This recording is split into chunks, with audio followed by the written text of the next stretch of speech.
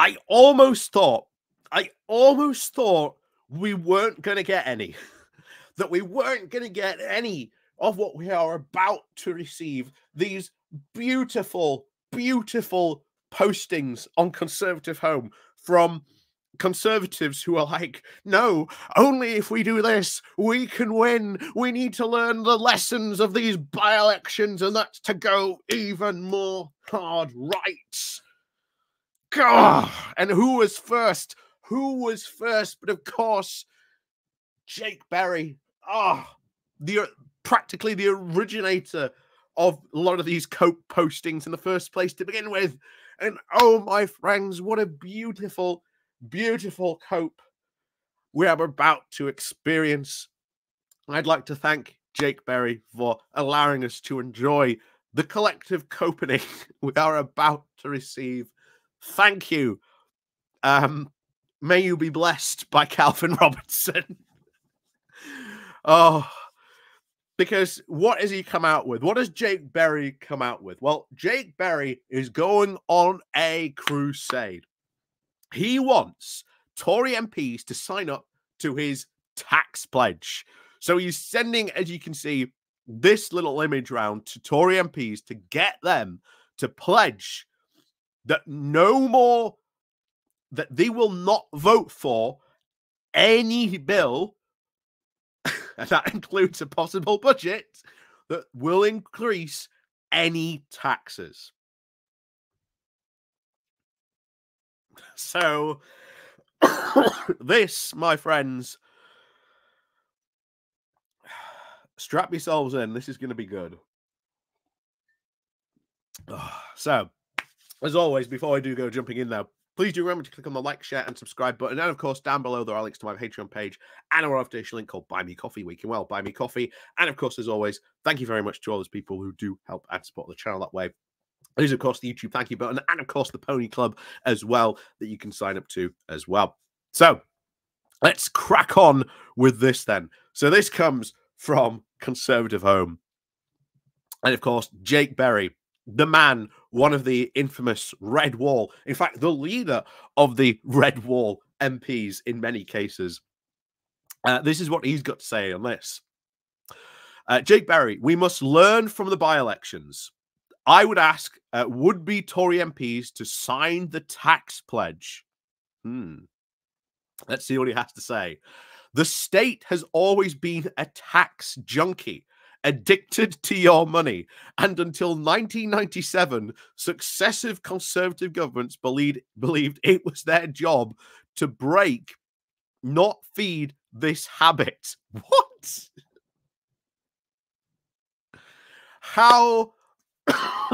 How is a government meant to function without taxes? And of course, blame it all on Tony Blair, but there you go. Not, of course, the 2008 financial crisis, the years of Tory austerity, which have done far, far more damage than Tony Blair ever did. But there you go. Since Tony Blair's victory of that year, taxes have continuously risen in what seems like a never-ending cycle of left-wing economic policy.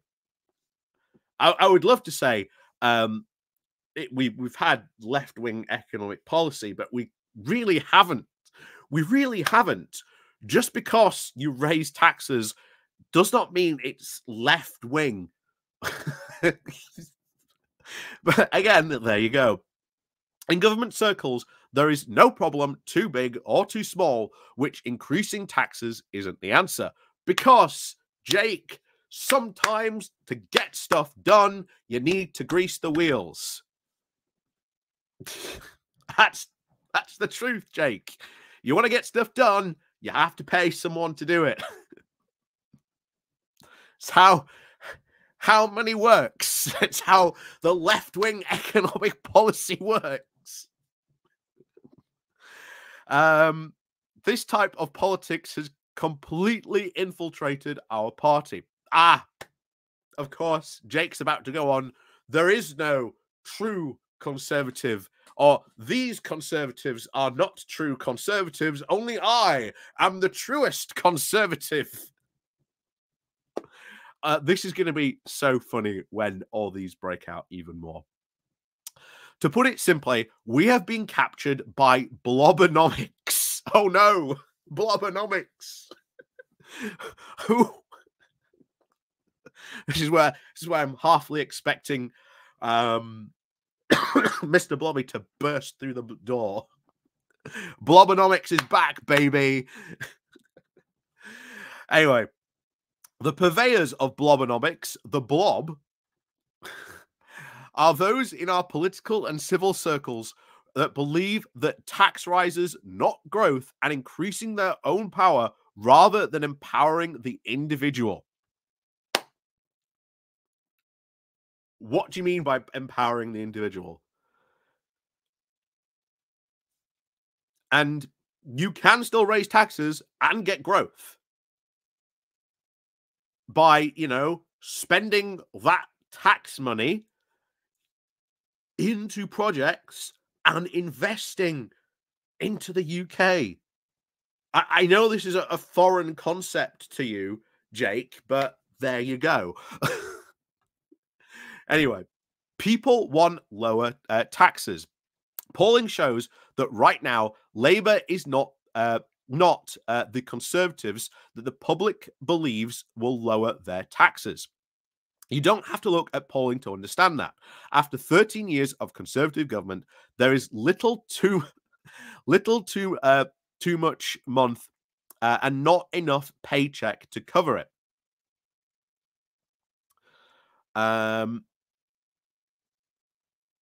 Here's the thing.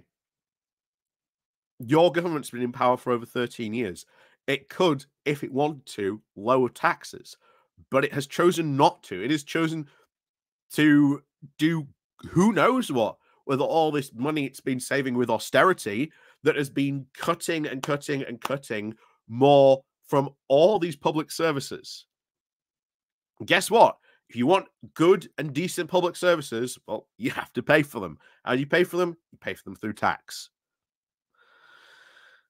So we call ourselves the party of low tax. However, after 13 years, we are the government of the highest taxes in history. If you accept that tax is distinctive for certain types of behavior, it makes sense to increase taxes on sugar and to increase taxes on cigarettes to tackle obesity and cancer. But why would you then increase corporation tax by 6%? Blobonomics is bad politics and bad economics. No, it is not. Guess what? You increase corporation tax, you take in a ton of extra money. Then, what do you do with all that extra tax revenue that you get from that corporation tax? Where do you spend it? You could invest that money back into other, business economic stuff. You could invest in all sorts of stuff, Jake. It is not that hard, but for some reason, you think it is. And it's, quote, Blobonomics. Or it's, left wing to raise taxes.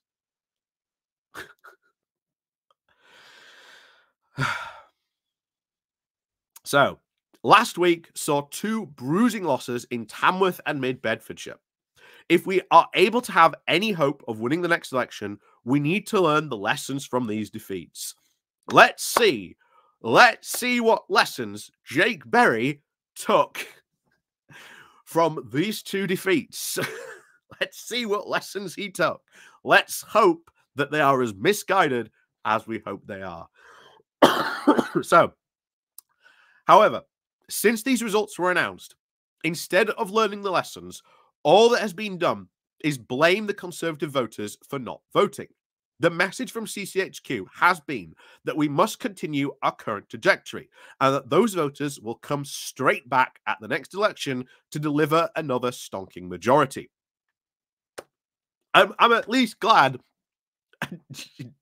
Jake hasn't fallen into that trap, because obviously there are a lot of Conservatives saying, oh, don't worry, next election, they'll come roaring back to the Conservatives. Well, why?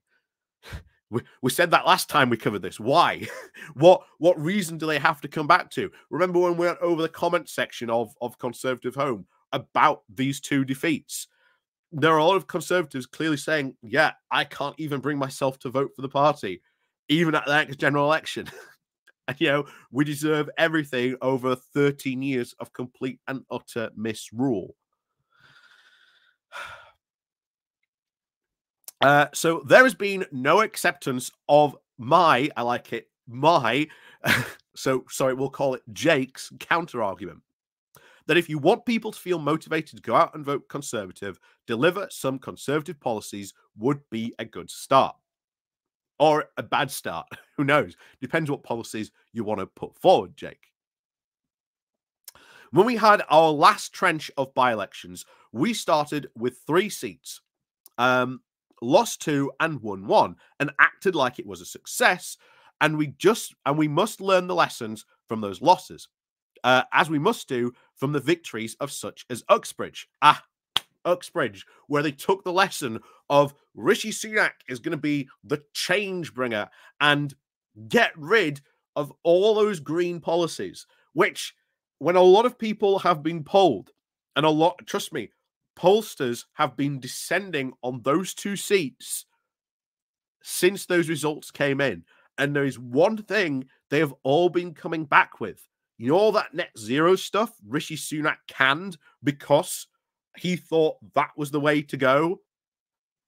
Turns out voters actually want that stuff. So the Uxbridge by-election would be characterized as the ULEZ by-election, giving the huge significance that one policy had on the result. Bear in mind, you only won by 400 votes. It was incredibly close. So I wouldn't put all your eggs on that ULEZ basket, Jake, because here's the thing. ULEZ currently only really exists in London and like certain London boroughs. So that's at most maybe 13 seats-ish. It's not an election-winning strategy. Having assault. So, following the win in Uxbridge, the government went on to ditch several of the overbearing net zero policies that they believed made the difference in Uxbridge. Guess what? Voter policy has not been, shall we say, responsive to that. You haven't really moved the needle. But you continue. While this has, quote, been a popular move, again, I would search for your your evidence that is a popular move. Like I say, those 2 recent by-election defeats that you're talking about might say otherwise, but there you go. It misunderstands the reason why people distrust ULEZ. People hate the ULEZ not because they dislike the idea of net zero, which on the whole polls positively. Then why did you get rid of all those net zero policies if they poll positively? But because they don't want to pay another tax. It is the most simple. ULEZ is a new tax on drivers. Except why had that ULEZ had to be rolled out? Well, as Grant Shapps said to Sadiq Khan, if you want public money to help run the underground and public transport during COVID, you have to expand ULEZ. Who came up with ULEZ? That was Boris Johnson.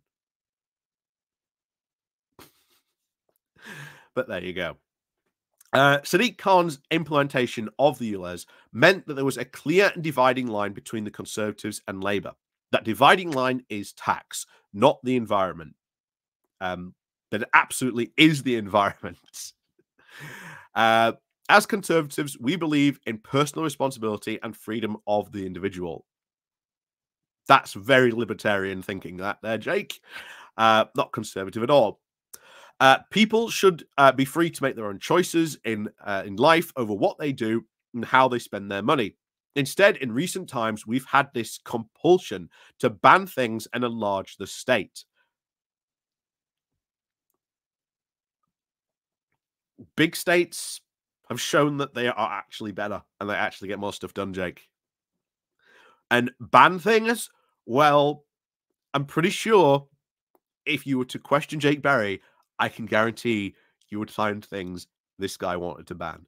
How about marijuana? I wonder what Jake Perry's take on that thing is. I wouldn't be surprised if he wants to ban it. But he continues, I am a conservative because I want to improve the status quo and not accept a managed decline of Britain and her people. Well, who's been in charge of that managed decline? That would be your party, Jake.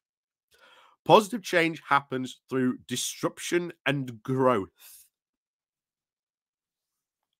Again, free market fundamentalist ideological thinking. The whole idea is you let companies fall or you let, quote, something disruptive happen. It will encourage growth. Historically, Jake, one of the biggest drivers for growth has been public investment from the state. And yet this guy doesn't want to do it. So this can only be delivered by lowering taxes and reducing the burden of the state. How?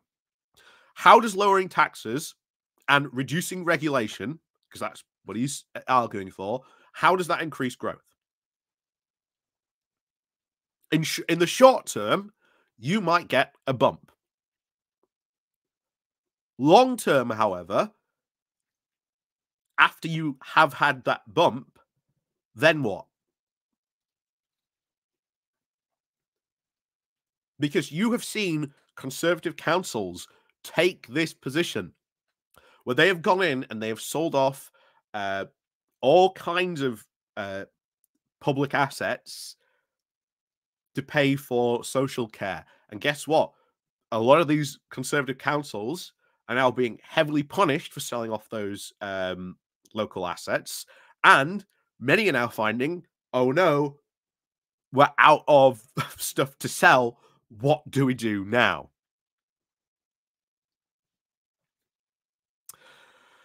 Interesting to see if Jake could actually answer that question.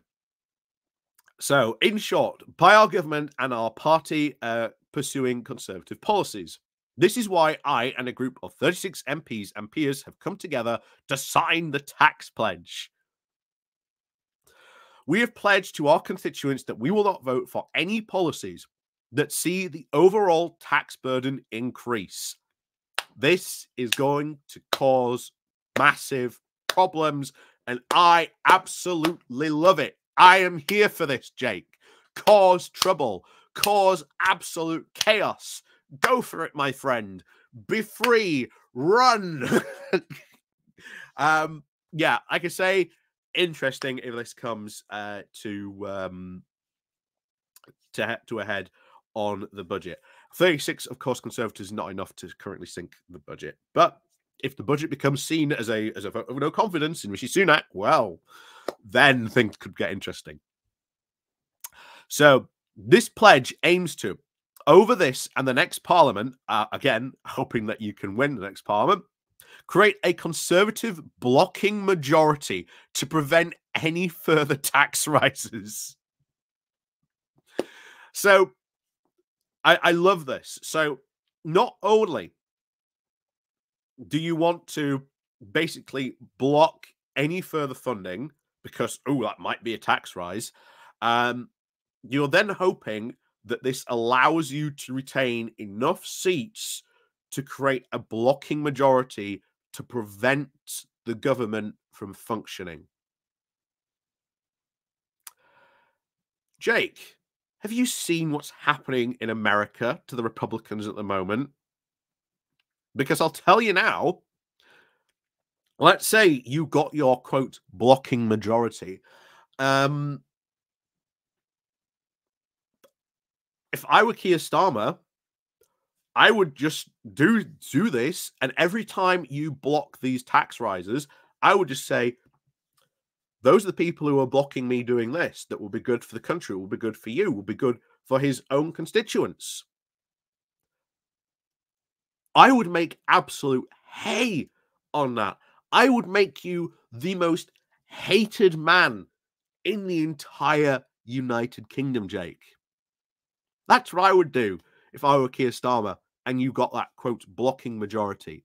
Because I'll tell you now, the Republicans are doing the exact same thing with trying to get a speaker at the moment. They ain't going too well. They are in an absolute state. And the Democrats are just sitting back and just going and making hay of it all. They're just sitting back and just going, ah, yes, we're not going to help them out of this mess.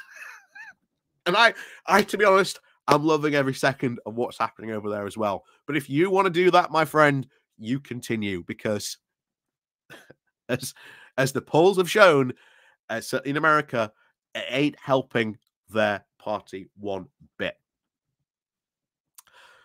So you continue. This doesn't mean taxes will go down. And indeed, we have not pledged to cut them. However, this does mean the blob's groupthink of answer to all my problems is to raise taxes cannot continue. Then what other answers and what, quote, blob questions can you point to where maybe the government should be doing something different other than cut taxes and cut regulation? Because once again, Jake Berry is showing that these conservatives can't even think creatively and are just on this ideological track of free market fundamentalism, that if they go on this track, it says everything should be fine, everything should work, this should work, because my ideology tells me it should work. This is why these types of people are dangerous and should not have been allowed anywhere near the seat of power to begin with, let alone even being elected as an MP. But there you go. So he continues, they know that, like us, that taxes can only increase if members of parliament vote for it. That means if enough Conservative MPs and candidates sign the pledge that increased spending by the state can only be funded through debt, delivering savings, or by growing the economy. So you've pretty much almost hamstringed the government for this. Because what about the debt ceiling? Is that suddenly not important to Conservatives? Is that suddenly not important to be fiscally responsible? Delivering savings on what? Because you're going to have to cut things to deliver savings somewhere. And of course, growing the economy. How are you going to do that? How are you going to grow the economy? So he continues, the existence of the tax pledge changes the relationship between the government and the civil service.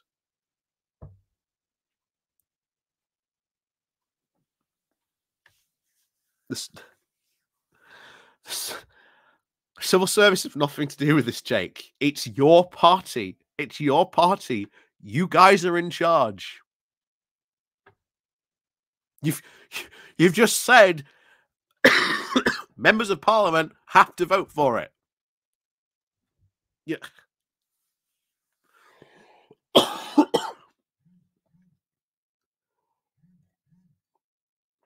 So this means that the public sector itself must find such savings or strain every sinew to grow the economy to satisfy its insatiable addiction to other people's money. So this is just so ridiculous. This is why you have properly funded public services.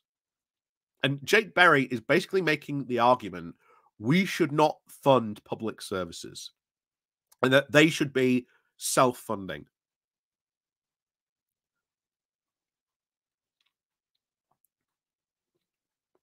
How do you fund all these councils that are having what? Remember, one of the reasons why councils are having such a hard time at the moment, first of all, 13 years of Tory austerity, and the other thing, a complete and utter lack of investment from the central government, but also the biggest one, that we have seen is the social care social care funds that they have to spend because we have an ever increasing aging population.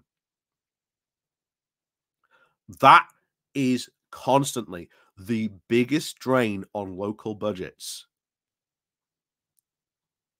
If you do not fund these things properly, then what happens? Not everyone is going to be able to afford to go private. And then what does that become of the public sector itself?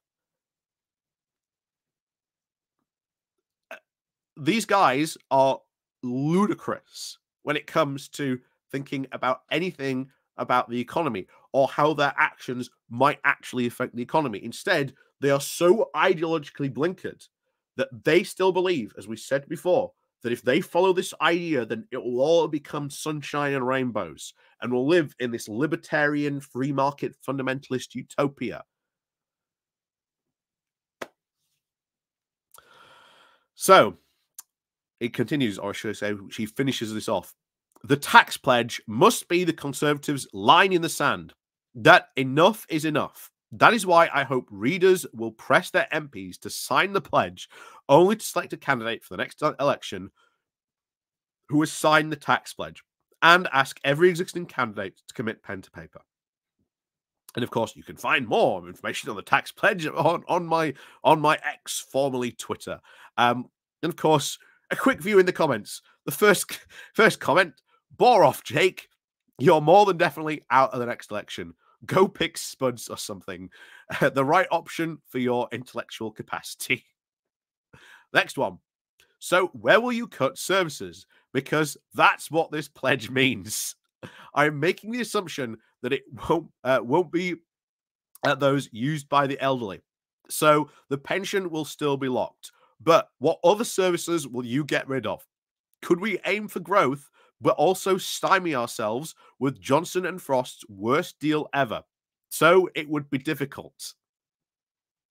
There's a few billion down the back of the sofa, but Sunak is not going to chase all those fraudulent PPE contracts. Would it be a good idea to go after those who are so many party donors after all? So it would already be our dire public services getting the hit.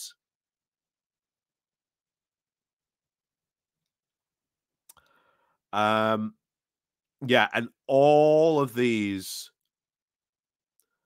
are all negative. Yeah, this one's fun. It's almost as if Truss never happened. Reducing taxes is definitely a positive and popular ambition, which most people would agree with. But then again, sloganeering from Berry does not stand up to more than 5 seconds of scrutiny. The tax burden is high because there are lots of things the government has to pay for. How will you pay for those things with a lower tax intake? If you reduce spending on public services to pay for a tax cut, how many police officers, military personnel, and NHS staff will you fire? In order to reduce the amount of tax each individual or business pays as a proportion for what they earn, you will need to grow the economy. How will you achieve that?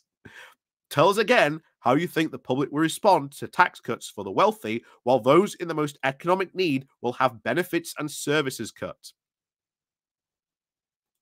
The soon-to-be GB News pundit Jake Berry displays an intellectual and composite deficiency that is staggering. Here's an idea. Create a plan for economic growth that will work and explain it to the public in an intelligent way that economic growth is the key to reducing taxes. You will also have to explain how Brexit has reduced the GDP and what your plan is to compensate for that. It also won't be done by doing with deals with Australia. Voters can see through this public sixth form common room, and so should the rest of the Conservative Party. Good one there for Johnson. Yeah. Jake Berry, as usual, writing the most fantastically wonderful pieces for us to dive into from Conservative Home. So, yes, I hope you've enjoyed our little Jake Berry menage a trois. But yes, it's been so wonderful. Thank you very much, Jake, for always providing the best copium for us to digest. I hope you've enjoyed that as well. But as I always say, and I always say this is the direction most of the Conservative Party are heading in this right-wing, free market, fundamentalist, lunatic idea. This is the direction they're going to head in. Jake Berry's not going to keep his seat if you look at the polls. So he is clearly out in the next election, as are most Conservative MPs by the looks of it. So there is no chance of there being this Conservative blocking majority. But even then, as I said, just look at the chaos going on in America.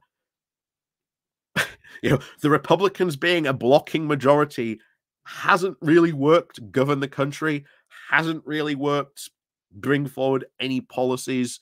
Instead, they're following on with this ridiculous ideology.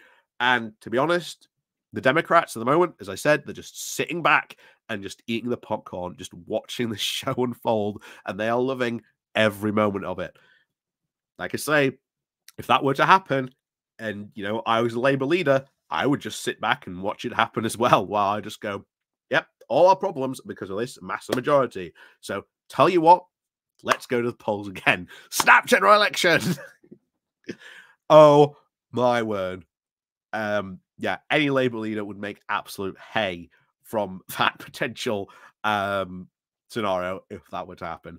But of course, as always, thank you very much, of course, for watching. And of course, we'll see you all next time. And hopefully we'll have some more posts from Conservative Home to devour into by then. Of course, as always, thank you very much for watching, and we'll see you all next time.